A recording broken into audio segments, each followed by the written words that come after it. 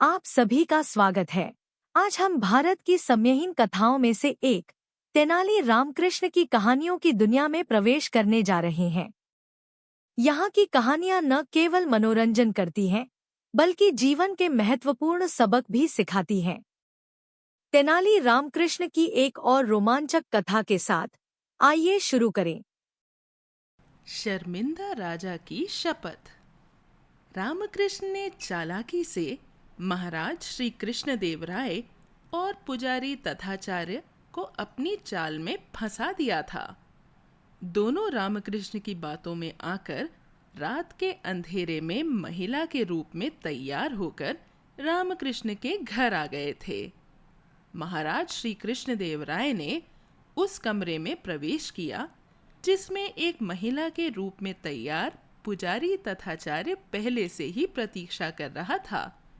जैसे ही राजा कृष्णदेव राय उस कमरे में घुसे, रामकृष्ण ने तुरंत कमरे को बाहर से बंद कर दिया। राजा कृष्णदेव राय को नहीं पता था कि ये रामकृष्ण द्वारा बिछाया गया एक जाल था। एक महिला को बिस्तर में बैठा देखकर राजा कृष्णदेव राय को बहुत अच्छा लगा। इस बीच पुजारी तथाचार्य ने कमरे में किसी की प्रवेश करने की आवाज सुनकर राजा कृष्णदेव राय को एक महिला समझ लिया। रामकृष्ण ने तथाचार्य व राजा कृष्णदेव राय को एक महिला से मिलवाने का वादा किया था। पायल की आवाज सुनकर तथाचार्य ने कमरे में प्रवेश करने वाली महिला का चेहरा देखना चाहा, लेकिन अचानक उन्हें याद आया कि रामकृष्ण ने उनसे उस महिला का चेहरा नहीं देखने का अनुरोध किया था। तथाचार्य व राजा कृष्णदेव राय दोनों ने मान लिया कि दूसरी तरफ एक महिला है, क्योंकि तथाचार्य व राजा कृष्णदेव राय दोनों ही महिला की पोशाक पहने हुए थे। इसी बीच एक चोर ने घर के बाहर की दीवार से रामकृष्ण के घर में छलांग लगाकर प्रवेश किया। रामकृष्ण को अपने घर के आंगन में इधर उधर भागता देख वो चोर एक दीवार के पीछे छिप गया। तभी रामकृष्ण का पुत्र अपने पिता के पास आया। पिताजी, मुझे नींद आ रही है। रामकृष्ण के पुत्र ने कहा, तो जाकर सो जाओ, तुम मुझे क्यों कह रहे हो? रामकृष्ण ने पूछा। लेकिन पिताजी, हम रोज जिस कमरे में सोते हैं, उस कमरे को आपने बाहर से क्यों ताला लगाया है? उसने उस कमरे की ओर इशारा करते हुए पूछा जहां महाराज और पुजारी थे। रामकृष्ण को समझ नहीं आ रहा था कि वो अपने पुत्र को क्या उत्तर दे। उसने एक पल के लिए सोचा और कहा, मैंने उस कमरे में एक कीमती चीज छिपा दी है। आज के लिए तुम और तुम्हारी माँ दूसरे कमरे में जाकर सो जाओ। ये बात सुनते ही चोर की आंखें बड़ी हो गईं। चोर मन ही मन सोचने लगा, एक कीमती चीज, शायद हीरा या एक सोने का आभूषण। बच्चा अंदर चला गया। अचानक रामकृष्ण ने रसोई में एक आवाज सुनी और आवाज कहां से आ रही है ये देखने के लिए अंदर चले गए। कुछ बर्तन फर्श पर पड़े थे। तभी रामकृष्ण ने एक बिल्ली को खिड़की से बाहर भागते देखा। ओह, ये एक बिल्ली का काम है, रामकृष्ण ने सोचा। रामकृष्ण को रसोई की ओर भागता देख चोर अंदर आया और उस कमरे की ओर दौड़ पड़ा जहां कीमती सामान था। जब वो दरवाजा खोलने ही वाला था कि रामकृष्ण ने पीछे से आकर उसे पकड़ लिया। तुम कौन हो? तुम अंदर कहां जा रहे हो? रामकृष्ण ने चोर से पूछा। रामकृष्ण को धमकाने व डराने के लिए चोर ने अपनी कमर से एक खंजर निकाल लिया। इतनी छोटी सी बात के लिए खंजर क्यों निकालते हो? चलो बैठकर बात करते हैं, रामकृष्ण ने कहा। चोर ने कहा, आप मुझे घर की सभी मूल्यवान वस्तु दे दें और मैं यहाँ से चला जाऊंगा और आपको कभी परेशान नहीं करूंगा। रामकृष्ण ने तुरंत अपनी कमर की जेब से पैसे की थैली निकाली और चोर को सौंप दी। इसे ले लो और खुशी मनाओ। रामकृष्ण ने चोर से कहा, तुम्हें लगता है कि मैं मूर्ख हूँ? आप मुझे चंद सिक्के देकर यहाँ से भगाना चाहते हो? चोर ने गुस्से से कहा, मैं एक साधारण ब्राह्मण हूं। क्या आपने सच में ये सोच लिया कि चंद सिक्कों के बदले आपको यहाँ कीमती हीरे और सोने के आभूषण मिलेंगे? रामकृष्ण ने हंसते हुए कहा, तुमने सही कहा। मुझे वास्तव में वे मूल्यवान हीरे चाहिए। चोर ने दोहराया। पूरे समय रामकृष्ण उस कमरे को देख रहा था जहां पर राजा और पुजारी बंद थे। वो लगातार उस कमरे पर क्यों नजर गड़ाए हुए है? चोर ने सोचा, मेरे पास कोई कीमती सामान नहीं है। रामकृष्ण ने चोर से तर्क करने की कोशिश की। तुम झूठ मत बोलो। मैंने सुन लिया जब तुम अपने बेटे को बता रहे थे कि उस कमरे में मूल्यवान वस्तुएं हैं। मुझे वो सभी मूल्यवान वस्तु चाहिए। चोर ने जोर से चिल्ला कर कहा। रामकृष्ण ने अपने बेटे को मूल्यवान वस्तु के बारे में बताया था और इसी मूल्यवान वस्तु के लालच के कारण उस कमरे के लिए चोर की दिलचस्पी को रामकृष्ण समझ गया। मेरे प्रिय चोर, वे मूल्यवान वस्तुएं वहां उस कमरे में नहीं हैं, रामकृष्ण ने कहा। चोर ने रामकृष्ण की बात पर विश्वास नहीं किया और कमरे में जाने की कोशिश की। रामकृष्ण ने चोर का रास्ता रोक लिया और कहा, कृपया आप दूसरे कमरे में बैठिए। मैं उस कमरे के अंदर जाकर उन मूल्यवान वस्तुओं को आपके लिए लेकर आता हूं। चोर जैसे ही दूसरे कमरे में गया, रामकृष्ण ने बाहर से कमरे का दरवाजा बंद कर लिया। इस बीच दूसरी तरफ कमरे के अंदर महामहिम और पुजारी चुपचाप बैठे थे।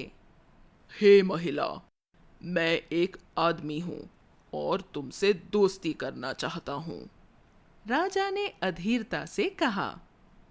उस आवाज को सुनकर पुजारी तथाचार्य चौंक गया। वो महाराज कृष्णदेव राय के राजसी स्वर को कैसे भूल सकता है? महाराज, आप यहाँ इस पोशाक में क्या कर रहे हो? तथाचार्य ने चौंकते हुए पूछा। मुझे आपसे ये सवाल करना चाहिए कि आप यहाँ पर क्या कर रहे हैं? राजा ने तथाचार्य से पूछा।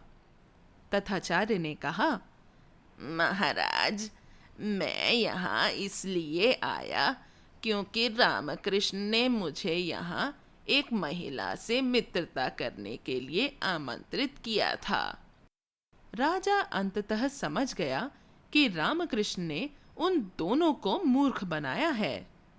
रामकृष्ण की इस तरह की चाल का सहारा लेने की हिम्मत कैसे हुई? राजा कृष्णदेव राय ने क्रोध से कहा। राजा ने रामकृष्ण को दरवाजा खोलने का आदेश दिया। महाराज, यदि आप मेरी इच्छा पूरी करने का वचन देंगे, तभी मैं ये द्वार खोलूंगा, रामकृष्ण ने कहा। मैं आपकी किसी भी इच्छा को अस्वीकार नहीं करूंगा। अब दरवाजा खोलो, राजा ने आश्वासन दिया। रामकृष्ण ने तुरंत दरवाजा खोला। राजा कृष्णदेव राय बाहर आए और उस कमरे के दरवाजे को बंद कर दिया। राजा ने रामकृष्ण को गंभीर भाव से देखा। महाराज, कृपया नाराज ना हो। मैंने अपनी जान बचाने के लिए ऐसा किया। आपने मुझे 3 बार मौत की सजा सुनाई। आपको मुझे न मारने का वादा करना होगा, रामकृष्ण ने विनती की। राजा ने क्रोध से रामकृष्ण को देखा। महाराज, यदि आप मेरी इच्छाओं को अस्वीकार करते हैं तो मैं जोर से चिल्लाऊंगा व मेरी आवाज सुनकर आसपास के सभी लोग यहाँ इकट्ठा हो जाएंगे।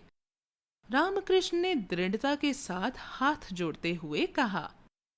ये बातें सुनकर राजा हंस पड़े। रामकृष्ण उत्सुकता से उत्तर की प्रतीक्षा कर रहे थे। मेरे द्वारा पहले दी गई 3 मौत की सजा को मैं रद्द करता हूं। मैंने अपने गुस्से के कारण तुम्हें मृत्युदंड दिया था, जो कि एक गलत आदेश था। अब से मैं तुम्हें कभी मौत की सजा नहीं दूंगा। राजा ने वादा किया। ये सुनकर रामकृष्ण को राहत मिली। दूसरे कमरे में बंद चोर ने जोर जोर से दरवाजा पीटना शुरू किया। आवाज ने पड़ोसियों का ध्यान खींचा। वे सभी रामकृष्ण के घर के सामने इकट्ठा हो गए। अगर ये आसपास के लोग हमें यहाँ महिला के भेष में ढूंढ लेंगे तो क्या सोचेंगे? राजा कृष्णदेव राय ने चिंता से कहा। रामकृष्ण ने महाराज के कान में कुछ फुसफुसाया और तुरंत राजा उस कमरे की ओर चल पड़े जहां चोर बंद था। रामकृष्ण ने जाकर मुख्य द्वार खोला। रामकृष्ण, तुम्हारे घर से ये शोर क्या है? रामकृष्ण के एक पड़ोसी ने पूछा। तभी राजा चोर को पकड़कर बाहर लाए। उसके पीछे पुजारी भी आ गए। उन दोनों को महिला के भेष में देखकर लोग दंग रह गए। आप सभी जानते हैं कि हमारे शहर में चोरी की घटनाओं में वृद्धि हुई है। महामहिम, पुजारी और मैंने चोरों को पकड़ने की योजना के बारे में सोचा। जैसे जैसे महिलाओं पर हमले बढ़े, महामहिम और पुजारी ने महिलाओं के रूप में तैयार होने का फैसला किया। ये मानकर कि ये दोनों औरतें हैं, चोर ने उनका पीछा किया। हमारी योजना के अनुसार चोर यहाँ आया और चोर हमारे जाल में फंस गया। रामकृष्ण ने एक कहानी बनाकर लोगों को सुनाई। रामकृष्ण की कहानी सुनकर राजा और पुजारी हैरान रह गए। लोगों ने इस साहस के लिए राजा और तथाचार्य की बहुत सराहना की। पुजारी ने रामकृष्ण की ओर देखा और उनकी प्रशंसा करते हुए कहा, तुमने बहुत अच्छा किया रामकृष्ण। राजा रामकृष्ण की असाधारण बुद्धि से प्रसन्न हुए। महोदय, क्या आप पहले से जानते थे कि मैं आपके घर चोरी करने आऊंगा? चोर ने रामकृष्ण से प्रश्न किया, जिसका उत्तर रामकृष्ण की एक मुस्कान थी। इस कहानी से हमें यह शिक्षा मिलती है कि अपने कार्यों के परिणामों को स्वीकार करना और उनसे सीखना बहुत महत्वपूर्ण है। आशा है कि आपको यह कहानी पसंद आई होगी और आप अधिक ऐसी ही कहानियों का आनंद लेना चाहते होंगे। इसलिए आप स्टोरी वेव्स ऐप को एप्पल या एंड्रॉयड ऐप स्टोर से डाउनलोड कर सकते हैं और भारत सहित दुनिया भर की संस्कृतियों की कहानियों का आनंद ले सकते हैं। एक स्टोरी वेव्स सदस्यता 1 महीने में $1 से भी कम खर्च होती है, जो आपके परिवार के लिए गुणवत्तापूर्ण कहानियों को लाने का सबसे सस्ता तरीका है। स्टोरी वेव्स ऐप पर सभी नए कहानियां उपलब्ध हैं और सबसे रोमांचक सामग्री केवल ऐप पर ही मिलती है। आप हमारे YouTube चैनल को सब्सक्राइब करें और Instagram, TikTok और Spotify पर स्टोरी वेव्स को फॉलो करें ताकि आप आगामी सामग्री के बारे में अपडेट रहें। आपको यह कहानी सुनने के लिए बहुत बहुत धन्यवाद।